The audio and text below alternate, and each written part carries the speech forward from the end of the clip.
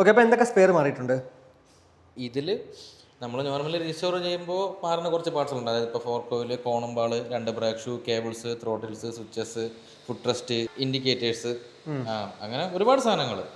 Okay. എങ്കിലും നമുക്ക് ആ ഒരു വണ്ടിയുടെ ഔട്ട് കിട്ടത്തുള്ളൂ. ഈ പല വണ്ടിയും നമ്മൾ ഫുള്ള് ഡിസ്മാൻഡിൽ ചെയ്യുന്നതിന് മുന്നേയും അത് വണ്ടി അങ്ങനെ ഇരുന്ന് ഓടും. പക്ഷെ പല സാധനങ്ങൾ ഇളക്കി കഴിഞ്ഞാൽ തിരിച്ച് നമുക്ക് അത് തന്നെ യൂസ് ചെയ്യാൻ പറ്റിയെന്ന് വരില്ല. ഇത് തന്നെ ഈ ത്രോട്ട്, ഈ ലിവർ, യോക്ക് സെറ്റ്, ഇതെല്ലാം പുതിയതാണ്. Meter, ampere meter, lock set, number plate, നമ്മൾ പുതിയ റിമ്മിന്റെ സ്പോക്സ് മേടിച്ചിട്ടുണ്ട്. 2 ഫ്രണ്ട് ബാക്ക് സ്പോക്സ് മാറി, ഈ ടൈലാമ്പ് അസംബ്ലി, ഈ ബാക്ക് നമ്പർ പ്ലേറ്റ്, അങ്ങനെ ഒരുപാട് സാധനങ്ങൾ മാറിയിട്ടുണ്ട്. ഹാൻഡിൽ പുതിയതാണ്. ഇതെല്ലാം മാറി വരുമ്പോഴേ വണ്ടിക്ക് ആ ഒരു ഫിനിഷിങ്. ഇത് പുള്ളി വരുത്തി തന്നതാണ്. ഈ ബ്രാസ് ഐറ്റംസ് എല്ലാം വണ്ടിയുടെ ഓണർ വരുത്തി തന്നതാണ്. ഓക്കെ, അത് എല്ലാം ഈ ഹാൻഡിലിന്റെ അടുത്ത പ്ലേറ്റ്. ഇതിന് മുന്നേ എന്തായിരുന്നു ആക്ച്വലി? ഇതിന് മുന്നേ നമ്മൾ സ്റ്റോക്ക് കണ്ടീഷനിൽ സ്റ്റോക്ക് കണ്ടീഷനിൽ silver colour, silver type. Okay okay. ഇത് പുള്ളി എക്സ്ട്രാ മേടിച്ചതല്ലേ? ഇത് മേടിക്കാൻ കിട്ടും. ഇത് മേടിക്കാൻ കിട്ടും. ഇത് മേടിക്കാൻ കിട്ടും. ബ്രാസ് ഐറ്റംസ് എല്ലാം മേടിക്കാൻ കിട്ടും. ബാക്ക് മഡ്ഗാർഡിലുണ്ട്. നമ്മളെ ടൂൾ ബോക്സിലെ എംബ്ലം.